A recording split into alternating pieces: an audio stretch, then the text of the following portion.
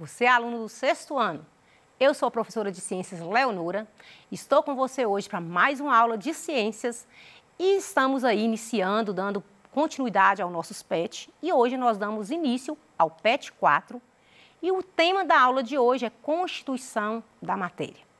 Espero que com essa aula você venha aí compreender de que é constituído a matéria, identificar uma substância pura, simples, diferenciar uma substância pura de uma mistura, compreender as misturas usadas no nosso cotidiano, classificar substâncias simples e compostas e também identificar o que é o soluto e o solvente em uma solução.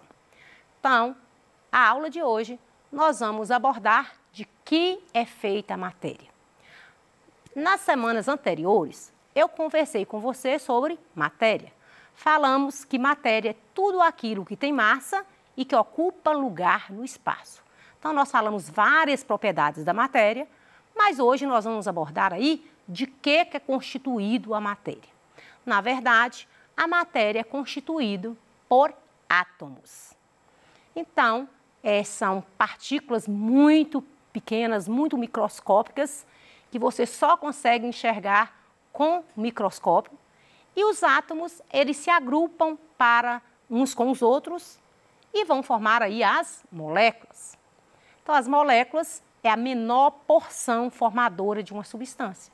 Então, se você pegar aí a água, por exemplo, a menor partícula formadora da água é a molécula de H2O, que são 2 átomos de hidrogênio e um átomo de oxigênio, H2O. Então, vou mostrar aqui para você, vou tentar fazer uma demonstração e você pode aí fazer também na sua casa. Então, vamos pensar aqui. Tentei aqui fazer várias massinhas de modelar. Você pode utilizar aí na sua casa. E é como se cada bolinha dessa aqui fosse um átomo. Então, vamos imaginar aí que essa verde são os átomos de hidrogênio. Essa aliás, de oxigênio, a verde, a vermelha, os átomos de hidrogênio e essa azul aqui, o átomo de carbono. Então, vamos imaginar aqui esse oxigênio aqui. Esse oxigênio é um átomo. Se ele juntar com um hidrogênio e mais um átomo de o oxigênio com mais 2 átomos de hidrogênio, eu posso falar que formou a molécula da água. Então, aqui eu tenho o hidrogênio, que é um átomo, outro hidrogênio, que é outro átomo, e aqui o oxigênio, que é outro átomo. Então, se eu junto 2 átomos de hidrogênio com um de oxigênio, eu vou falar que eu tenho uma molécula H2O, a molécula da água. Então, vamos imaginar aqui, eu tenho oxigênio, o átomo de oxigênio. Se ele junta com esse outro átomo de oxigênio, vai formar a molécula de oxigênio, que é o gás que a gente usa para respirarmos.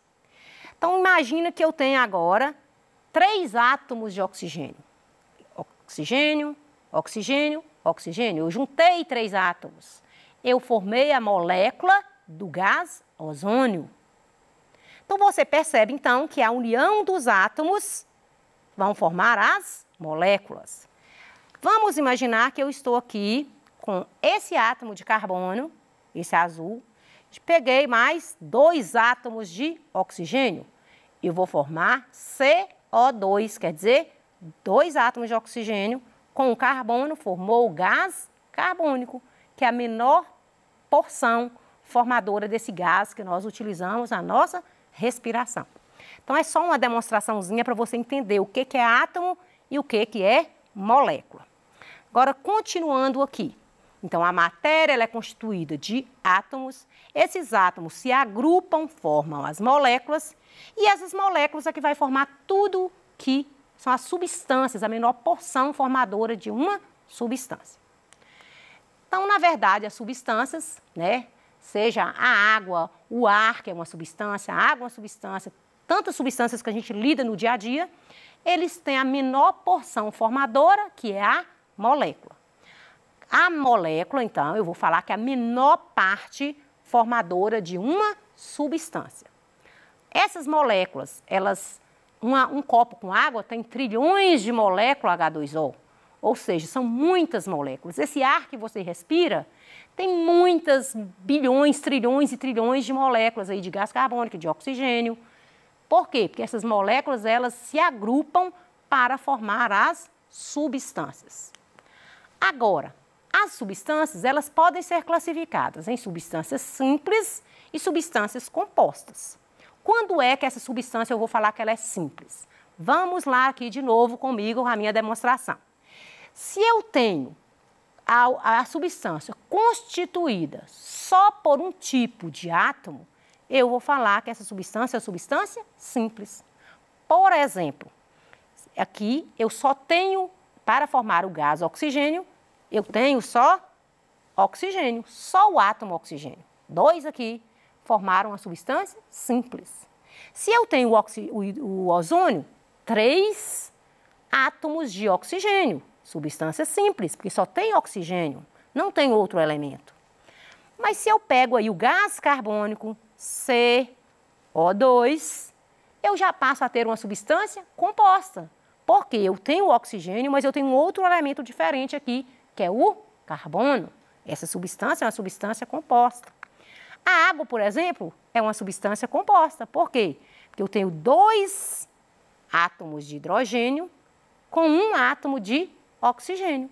Então, eu vou dizer que a água é uma substância composta, porque ela tem 2 elementos diferentes, 2 átomos diferentes entre si. Então, a substância simples é o oxigênio, hélio, nitrogênio, ozônio. São substâncias simples, porque só tem um tipo de elemento químico, que no caso aí é oxigênio, só tem oxigênio. Nitrogênio, gás nitrogênio só tem nitrogênio, o ozônio também. Já a substância composta são aquelas constituídas por mais de um tipo de átomo. Por exemplo, eu mostrei para você na minha demonstração, mas tem aqui outros exemplos. Ó. Água, H2O, hidrogênio, oxigênio. Eu tenho aí o gás carbônico, o etanol, que é carbono, hidrogênio, oxigênio. Então, você está observando que quando eu tenho mais de um tipo de átomo, eu vou falar que a minha substância é composta.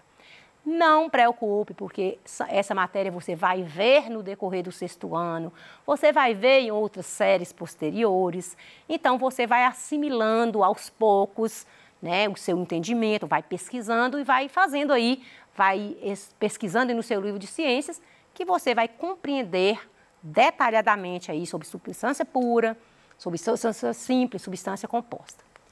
Agora, você já deve ter ouvido muitas vezes alguém dizer assim, água pura da fonte, ar puro da montanha. Mas para você, o que significa dizer que um determinado material é puro? Então eu vou dizer que um material é puro, uma substância é pura, quando ela só tem um tipo de molécula. Se ela tiver mais um tipo de substância ali misturada, eu vou falar que é uma mistura, que ela não é uma substância pura. Então vamos lá? Você sabia que a maioria dos materiais que nós encontramos nos ambientes, aí na natureza, não são puros? Ou seja, eles são compostos por diferentes tipos de substâncias. Ou seja, então eles formam uma mistura. Pensa aí para você ver a água que você toma aí na sua casa. Ela não tem só hidrogênio e oxigênio. Ela tem o flúor, ela tem outras substâncias, sais minerais dissolvidos. Então, ela tem várias outras substâncias. Então, a água que nós tomamos, ela não é uma água pura. Por quê? Porque ela tem outras substâncias ali misturadas. Mas se você pegar, por exemplo, uma água destilada, uma água que utiliza em laboratório para fazer aí medicamentos, ou até mesmo aquela água da tampa da chaleira aí da sua casa, que quando coloca água para ferver, aquela água, ela é uma água pura. Por quê? Porque ela só tem a molécula H2O, ela não tem outro tipo de substância. Então, se eu pego uma substância, se eu pego mais de várias substâncias e agrupo, eu vou falar que eu tenho uma mistura. Então, toda vez que você juntar aí 1, 2 ou mais substâncias, você vai falar que você tem uma mistura. Então, é possível aí identificar várias misturas aí no nosso cotidiano. É esse ar que nós respiramos, que é uma mistura, que é o ar atmosférico. O sangue que circula nas nossas veias, ele é uma mistura, porque ele tem várias células que constituem o sangue. A nossa própria urina, né? Ela também é uma mistura, porque ela vai ter sais minerais, ela vai ter resíduos, é uma mistura. Então, a água que nós bebemos também é uma mistura. Então, em nosso cotidiano, a maior parte das substâncias que a gente convive é uma mistura. Hoje a gente vai falar muito sobre aí vários tipos de misturas. Até, por exemplo, você pega aí uma joia. Vamos imaginar esse anel que eu estou no meu dedo. Ele é um anel de ouro, tá, gente? Só que ele é uma joia que ele é uma mistura. Ele não é um ouro puro. Como é que eu vou saber se aquela joia, o ouro é puro ou não? Vai depender dos quilates. O quilates é a unidade que diz se um metal, se um material é puro ou não. Por exemplo, o ouro. O ouro que a gente fala 18 quilates, que é no caso desse aqui, ele possui 75% de massa de ouro, mais 25% de outros metais, como prata, como cobre. Já o ouro, que a gente fala 24 quilates, ele é constituído por 99,9% é ouro, né, puro, e apenas 1% de impureza. Mas mesmo um ouro de 24 quilates, ele ainda não é puro. Então, é isso que eu quero mostrar para você, que em todo momento nós estamos lidando com substâncias misturadas. É uma mistura. Então, vamos aí. É bom que a gente saiba que praticamente tudo que nós convivemos, que nós lidamos no nosso dia a dia, é uma mistura. Na cozinha da sua casa, todos os dias a sua mãe está fazendo mistura. Quando ela está fazendo a comida que ela faz, coloca o óleo, o sal, o arroz para fazer. Quando ela vai fazer aquela salada de fruta, quando ela vai fazer o suco, o café, todo momento ela está fazendo misturas. Então, nós podemos aí perceber misturas no nosso cotidiano. Tem misturas que eu consigo enxergar e identificar a substância misturada, tem substâncias que eu não consigo nem ver a substância que eu misturei. Vamos realizar aqui algumas misturas para você comprovar o que eu falei? Então, vamos pensar aqui. Se eu tenho a água e eu tenho o sal. O sal é sólido, vou misturar com a água que é líquida, você vai perceber que eu vou misturar, vai chegar um momento que você não enxerga mais o sal. Então, é uma mistura, não é isso? Eu estou tendo uma mistura, água e sal. Se eu pego aqui o açúcar e coloco também aqui na água, o açúcar é um sólido, né? Vou misturar com esse líquido, consigo misturar, eu não estou enxergando o açúcar. Vou misturar aqui a água e o leite. Aliás, vou colocar o vinagre primeiro. Então, vamos colocar a água e o vinagre.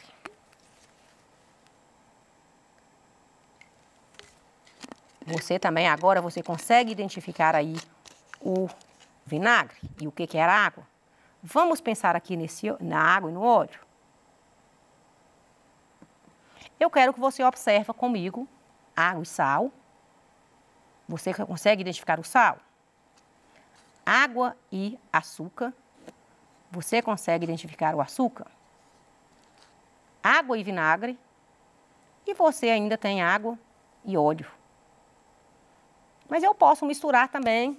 Aqui eu tentei misturar, às vezes, sólido. Ainda tem o leite, né? Que eu quero que você perceba também essa mistura do leite, que é muito importante aqui. Água. Vamos colocar um pouco de leite. Ó, vamos misturar. Percebe essas misturas aí que sua mãe faz todos os dias na sua casa. Mas se eu pegar aí feijão, misturar com milho, são dois sólidos. Eu consigo ver o que eu estou misturando? Vamos pensar aí o milho com o arroz.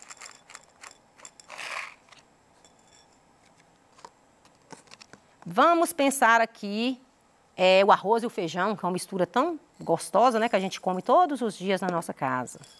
Arroz e feijão. E vamos colocar aí, por exemplo, essa limalha de ferro com o arroz. Então, nós realizamos aqui várias misturas. Então, tá aqui vários exemplos para você fazer aí na sua casa. Várias misturas que você pode utilizar aí. E você pode criar outras misturas. Então, eu pergunto para você, O que você observou em cada mistura? Você consegue identificar as substâncias utilizadas? Em quais misturas é possível ver as substâncias misturadas?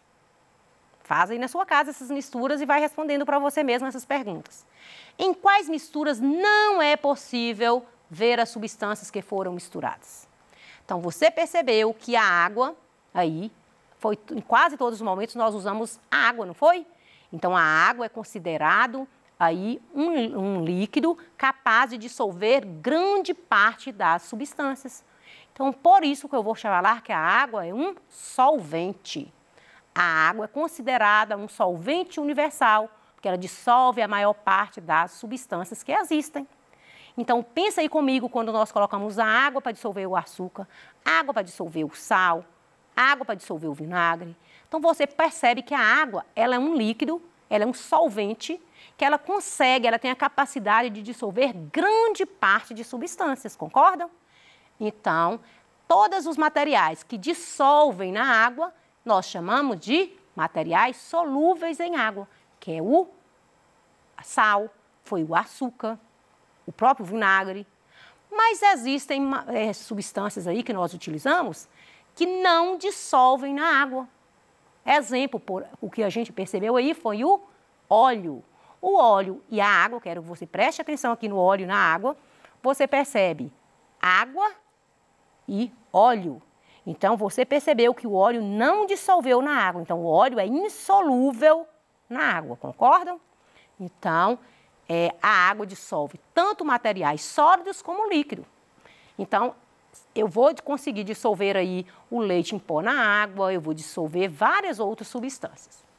Então, toda vez que eu tenho um solvente e um soluto, eu vou falar que forma uma solução.